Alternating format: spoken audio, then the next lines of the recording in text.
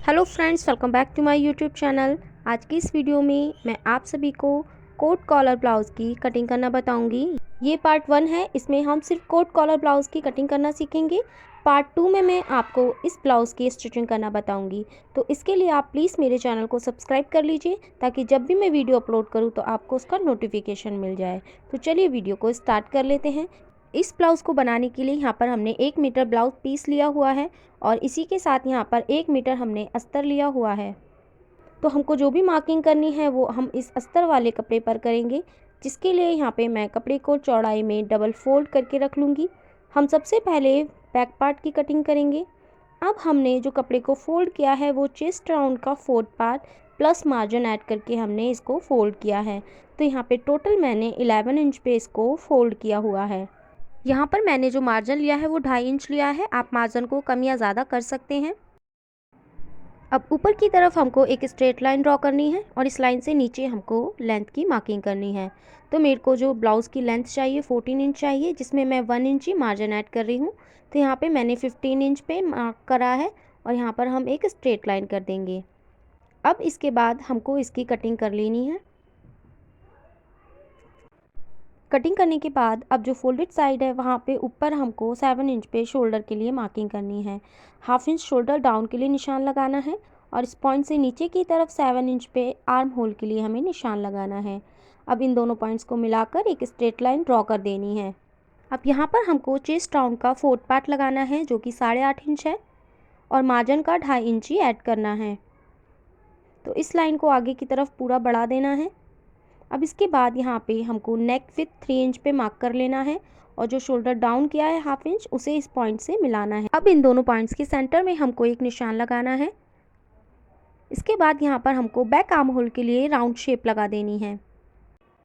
अब नीचे की तरफ हमको जो वेस्ट राउंड है उसका 4th पार्ट मार्क करना है, यानी 7.5 इंच। उसके बाद आगे देखिए 3.5 इंच ही बच रहा है, जिसमें 2.5 इंच ही हमारा मार्जिन के लिए है और जो 1 इंच ही है उसकी हम यहाँ पे प्लीट्स लगाएंगे बैक पार्ट में। तो इसको हम स्ट्रेट ही कट करेंगे। अब इसके बाद जो हमने मार्किंग की है उसकी हमें कटिंग कर लेनी है। तो यहाँ पर हमने इसकी कटिंग कर ली है।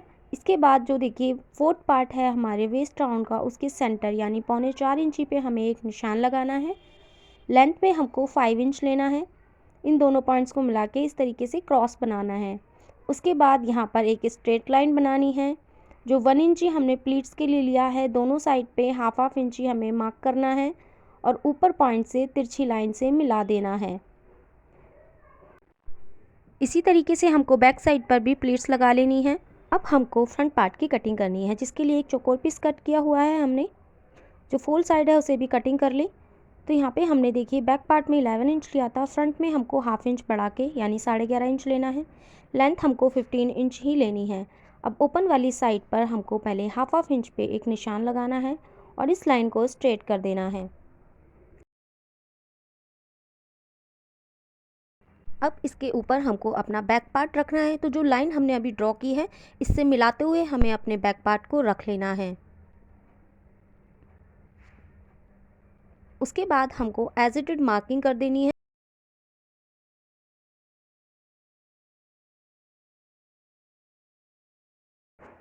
मार्किंग करने के बाद अब हमको इसकी कटिंग कर लेनी है। इस पार्ट को भी हमको ओपन कर लेना है।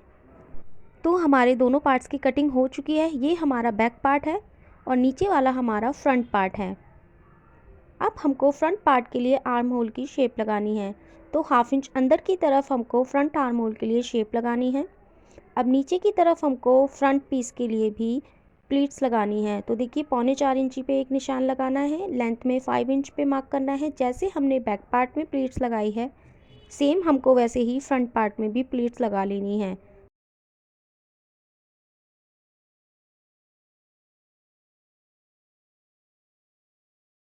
अब इसके बाद हमको फ्रंट आर्म होल की कटिंग कर लेनी है। तो यहाँ पे हमने फ्रंट आर्म होल की कटिंग कर ली है। अब हमारे जो फ्रंट और बैक पार्ट हैं दोनों को हमको अपने ब्लाउज़ वाले पीस पर भी कटिंग कर लेना है। तो यहाँ पर हमने ब्लाउज पीस पर भी कटिंग कर ली है। तो बैक पार्ट में हमने नीचे की तरफ बॉर्डर के साथ इसको कट किया है और इसी तरीके से हमने अपने फ्रंट पार्ट को कट कर लिया है।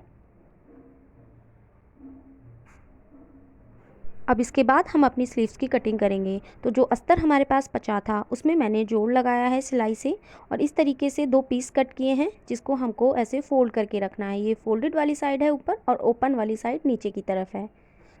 तो यहाँ पे स्लीव्स विथ लेने के लिए देखिए चेस्ट राउंड को 4 से डिवाइड करना है। जितना भी आता है उसमें हमारा 1 इंची मार्जिन ऐड होता है। तो हमने मार्जिन 2.5 इंच लिया है तो हमको 1.5 इंची और प्लस करना है। तो टोटल मैंने इसे 10 इंच पे फोल्ड किया है। अब यहाँ पर हम अपनी लेंथ की मार्किंग करेंगे। तो रेडी लेंथ मुझे 9.5 इंच चाहिए जिसमें 1 इंची मार्जिन हमें ऐड करना है। तो टोटल हमने जो लेंथ ली है वो 10.5 इंची ली है। अब फोल्डेड साइड से नीचे की तरफ हमको 2.5 इंची पर एक निशान लगाना है। अब नीचे अंदर की तरफ हमको 2.5 इंची पर निशान लगाना है और इस निशान को ऊपर 2.5 इंची तक ही बढ़ाना है क्योंकि 2.5 इंची हमारा मार्जिन है। अब इन दोनों पॉइंट्स को मिलाकर हमें स्लीव्स राउंड लगाना है। ये बैक आर्म होल है। 1/2 इंच अंदर की तरफ हमको फ्रंट आर्म होल के लिए शेप लगानी है। ये बैक है और ये फ्रंट है। अब नीचे की तरफ हमको स्लीव्स राउंड लगाना है। तो देखिए 10 इंच का जो हाफ है 5 इंच पे मार्क करें और यहाँ पे मैं 2 इंच मार्जिन ऐड कर रही हूँ। तो टोटल मैंने 7 इंच पे निशान लगाया और दोनों पॉइंट्स को मिला दिया। अब इसके बाद हमें इसे कटिंग कर लेना है। तो यहाँ पे मैंने बैक आर्म होल की कटिंग करी है। अब दोनों स्लीव्स को हमें अपनी ओपन रखना है। जिस पे निशान लगाया है उसे ऊपर की तरफ रखेंगे। तो देखिए उल्टी वाली साइड को हमें दोनों को मिला के रखना है। दोनों रॉन्ग साइड को हमें मिला के रखना है और जो फ्रंट आर्म होल के लिए हमने शेप लगाई है इसको भी हमें कटिंग कर लेना है।